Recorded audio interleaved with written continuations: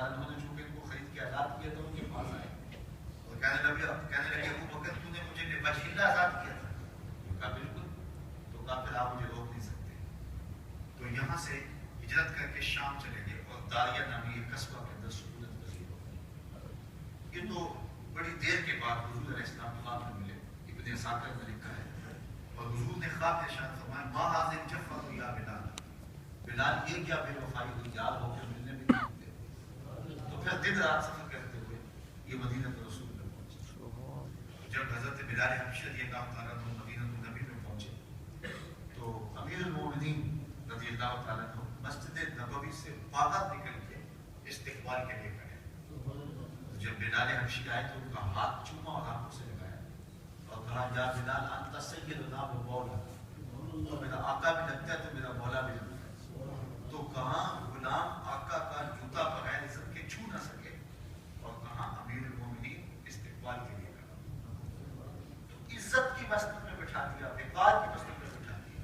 جن کا پرسان حال کوئی نہیں تھا ان کو وہ وقار دیا، وہ عزت دی. آپ جانتے ہیں حضور علیہ السلام کی ولادت سے قبل عرب بیٹیوں کو زندہ درگور کرتے تھے. ان کے لیے برداشت سے بات تھا کہ ان کے گھر میں لیکن میرے حضور اس دنیا میں تشریف لائے تو بیٹیوں کو وقار کی مسند عطا کی.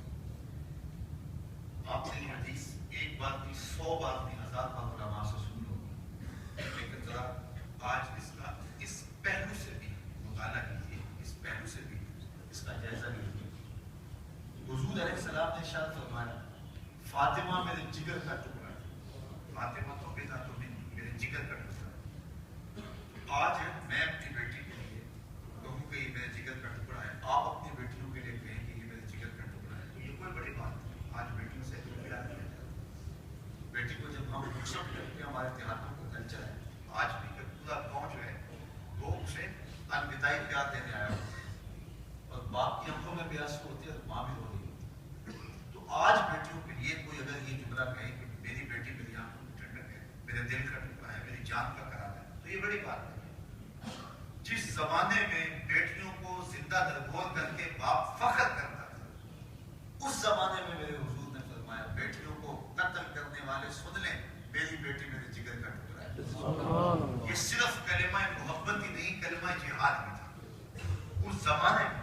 بلکہ روایات میں آتا ہے جب سیدہ فاطمہ رضی اللہ تعالیٰ عنہا حضور سے ملنے آتی فاجلسها فی مجلسہ، حضور ان کے لیے جگہ چھوڑتے اور اپنی مسند کے اوپر